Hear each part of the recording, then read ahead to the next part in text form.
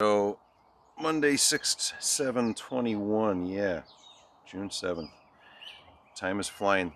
Days are getting longer. Yeah, you probably saw that. It's reversed right now. Good. Okay. So if you have it handy, great. If not, don't worry about it. We're going to go through everything nice and gentle like. So we're starting with the get up. You could do a top down get up. I'm going to start from the ground. We're doing a single windmill when we get to the top. So when you come up to the top of your get up, you're going to pause. And I'm going to show you a little shoulder stretch today that might be beneficial. So we come up to the top of our get up. And one of the things I like to do here is just stand for a second and push the shoulder through. Let the arm drop back behind my head, if it will. Okay? But then we're going to do a windmill. And that little stretch prior to the windmill may help the windmill slide a little bit easier. Back up in the windmill, and then we're just going to finish our get up. Bell up, or leg opposite the bell goes back.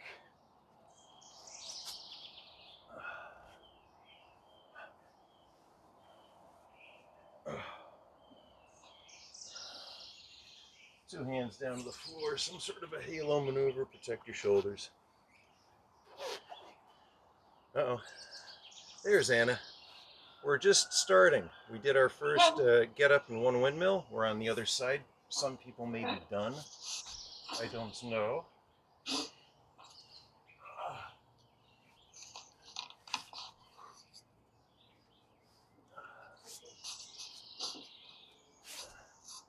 Again, I'm going to park at the top and just take that little stretch. Just kind of pulse your chest or shoulder through. Keep everything tight and let that arm drop back behind your head for a second before you go to your windmill. Oh, yeah. Okay. Finish the get up. And then if I'm not mistaken, we're going to do some swings. I put a lot of questions and pluses in today's workout. So today's 5+ left and right. If it's been a little while, just do 5. If it's been a little while since you used the weight you're using, like you got a heavier weight, just do 5. If it's a lighter weight, do 8, do 10. I'm going 5.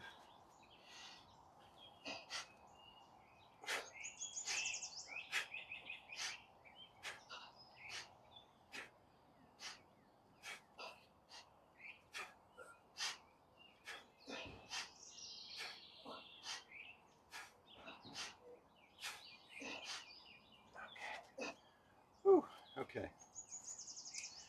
So again, when it comes to how many reps, sometimes we need to make adjustments. You know, the next exercise, push-up. So if we're doing an elevated push-up, I might be able to do 15 comfortably. Great, do 15. If you're on the floor and you can only do 3, okay, good. Try for 5. 3 is kind of the minimum in a strength exercise. So find your push-up. You could do it with hands on a stability ball.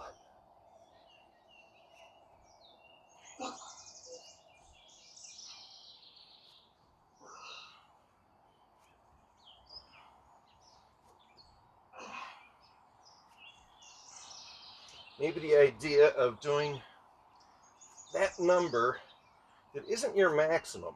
In other words, you don't want to fail on your last rep or 2, but maybe the idea that when the speed of the rep cuts to half of what it was at the beginning, might be time to stop, or if you don't think you can do the next rep correctly, stop. So, single leg deadlift, 1 arm row. Going for 8 of these. Hinge and row. Now remember, I've got right leg on the floor. My left arm, the opposite side, is holding the bell and doing the row. So the leg holding me up and the arm with the bell are opposites.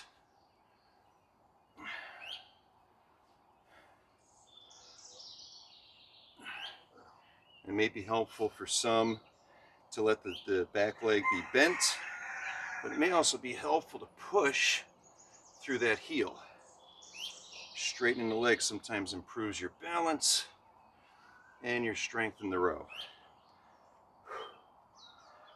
The idea being that the tighter the body, the stronger the body as a whole unit.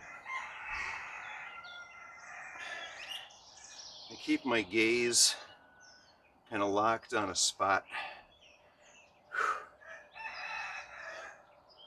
Help maintain focus. I haven't harped on the big toe and the arch, but your toes should be digging in right now to hold you up.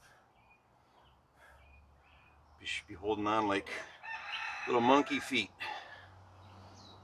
When our toes grab, our arch kind of pops up, gets stronger. And a strong, stable arch creates a platform for the ankle to operate from. Of course, the ankle being attached to the rest of your leg and hip.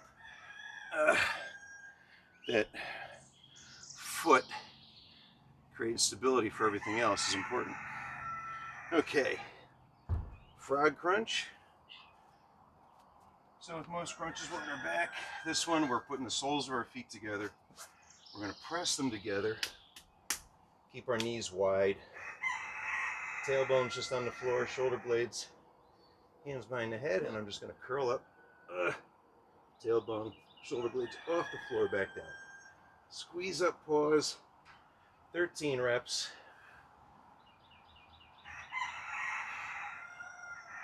That extra squeeze the top doubles the benefit. We're slowing down. Sharp exhales. And a little extra. Squeeze. And feel your abs. Make the fat cry.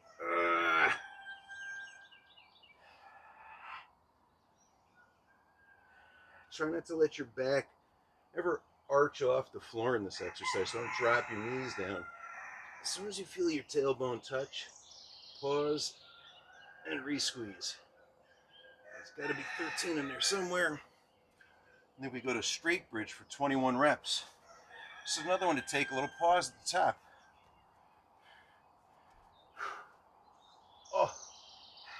Make some adjustments. Does not like my shoulder today. There we go. So with these, wide fingers good. Hand position is relevant but not important. Be comfortable. Don't let this hurt. Again, if it just takes adjusting your hand a little bit, make that adjustment. Pelvic tilt. Roll the shoulders back. Elbows should be locked. And you'll start to feel a little burning sensation in the back of the arms, especially depending on which way your hands are facing. Certain positions seem to make that happen more than others. But think about driving your palm right through the floor to lift your hips. Hands through the floor, hips pop up.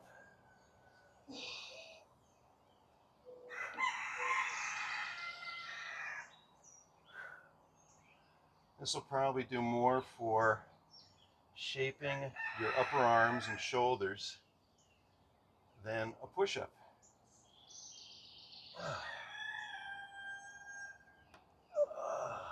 That's got to be 21 somewhere. All right, ab twisters. You're on your back. Legs ideally straight, but bent is okay. If you're new to this and you're really tight, put a stability ball under your legs and just real gentle rotations on the ball. Palms down, shoulders down. Try to create a beam of support here. And then, straightish leg. Shoulder starts to lift. You stop and reverse.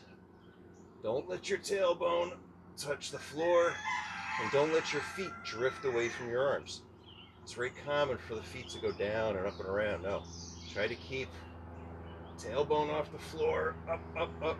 Feet are moving towards my head, towards my fingertips at all times. So real tight abdominal contraction. And that doesn't matter if your knees are bent or straight. If you're on the stability ball, it's going to feel a little bit different. You'll feel a nice stretch. You will feel your waist start to work after you've done a few reps. But this is definitely one to take it easy with. Don't overstress or stretch your back. Keep the shoulders down. When you feel them lift, it's time to reverse. We did 8 of these. I probably did more. I don't know. I've lost track. Okay. What comes after that? Breathing squats. Why breathing squats?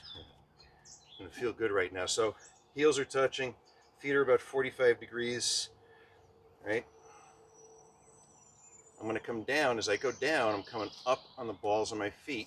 Knees are drifting forward, but staying real wide over the toes. So everything's lined up. Middle of my foot, shin, knee, up to my hip. At this point, my hands should be down and back, chest lifted. Gonna inhale, come up, and you're driving your heels through the floor, squeezing your glutes, reach up. We come back down, exhaling down, reach back, inhale up. So why did I pick this particular squat today? It's easy. I was weeding in the garden yesterday, and I spent 90% of my time in this bottom position pulling stuff out. It was either that or a full squat, but I find this one's nice. It's easier for me to move around in here. I can, just kind of boop, boop, boop, kind of frog walk. But yeah, so a very functional squat in the garden. And I dare say, way easier on your back than, you look at farmers and they all have one common thing. They look like this all the time. It's because they work the garden that way. Not going to be me.